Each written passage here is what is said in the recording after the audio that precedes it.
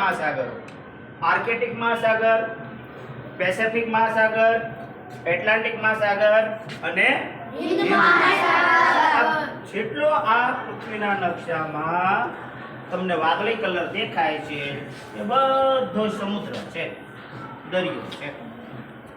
હવે આ આટલો બધો દરિયો છે એટલે એનો મતલબ એમ કે ચારેય મહાસાગરો એકબીજા સાથે જળથી, પાણીથી જોડાયેલા છે.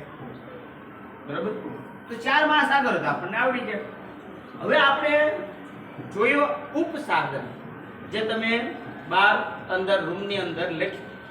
ઉપસાગર કોને કહેવાય? તો જ્યારે કોઈ મહાસાગરનો થોડો ભાગ, કેટલો ભાગ? થોડો ભાગ કોઈ જમીનમાં અંદર વયો જાય, કોઈ જમીનના નાના મોટા ભાગમાં વયો જાય, એને કહેવાય ઉપસાગર. હવે તમે જો અહીંયા કયો અહીં સાગર છે?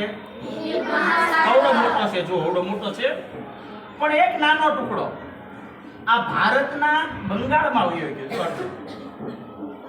આંશિક ભાગ વયો. તો આને કહેવાય બંગાળનો ઉપસાગર. શું કહેવાય? બંગાળનો ઉપસાગર.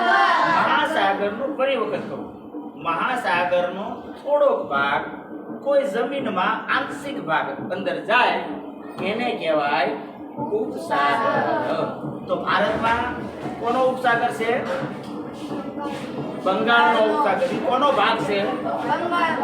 એ કોનો ભાગ છે? હિન્દ મહાસાગરનો ભાગ છે. હિન્દ મહાસાગરનો મોટો ભાગ છે. તો આવા ઉપસાગર ઘણા બધા હશે. બરોબર? જ્યાં જ્યાં તમને આવું જોવા મળે કે મહાસાગરનો થોડોક ભાગ કોઈ જમીનની આજુબાજુ ગયેલો છે તો એને કહેવાય એનું ઉપસાગર. હવે સમજાણું ઉપસાગર એટલે શું? ચાલો હવે આપણે ઉપસાગરને સરસ મજાનું ચિત્ર દોરવાનું છે બોર્ડમાં.